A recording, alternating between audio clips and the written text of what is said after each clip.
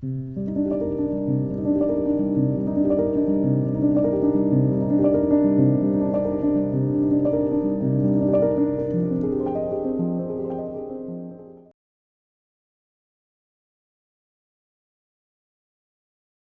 been asked in the past, are there any Tonearm cartridge setup parameters that you dial in by ear? And the answer is only one, and that's VTF, vertical tracking force. All the other parameters, I know where we need to be, so I nail it, and and the improvement that's quite obvious with just about any cartridge leaves me to the point where I'm no longer wondering if I have anything yet to make up for. But with VTF, yes, there is a reason to play around a little bit. I did another soundbite video in the past called "Is a Lower Tracking Force Better?" And I encourage you to watch that. And I think that generally, yes, this is true. A lower tracking force is better, but it's something I want you to listen for, because as you lower the vertical tracking force, you're certainly lowering the vertical tracking angle a little bit, and as well the rake angle a little bit.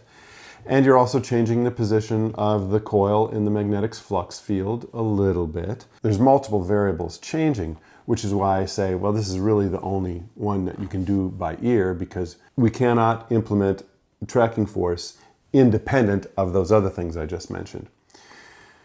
So that is definitely one that I listen for, but I certainly do not play with changing tone arm height. Some people call it VTA on the fly. I despise that term because it's a reference to something you're not hearing. When you raise and lower the arm, you're not hearing what it sounds like to change VTA or SRA. You're hearing the impact of multiple vector forces. It takes a lot of angular change to impart a difference in sound for VTA and SRA, where these things should be done, of course, at the head shell. So I never play with changing arm height. It's only the tracking force.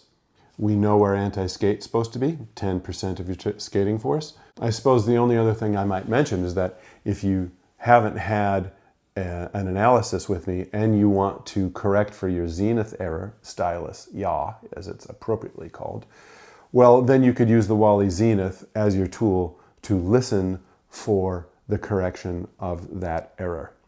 And that's in the videos on Wally Zenith. If you want to learn about that process of using your ear to correct for zenith error, just go to the Wally Zenith webpage on our website, wallyanalog.com, and you can download the written instructions and you can watch the Wally Zenith instructional video. So that's it. Other than tracking force, and for some of you occasionally zenith error, there's nothing else I would encourage you to set up by ear. The rest of it, we know where it's supposed to be. Let's just hit those targets. It's a parametric approach. We know the parameters, we know what the targets are for each, except for VTF. There it is, another week of a sound bite. See you next week.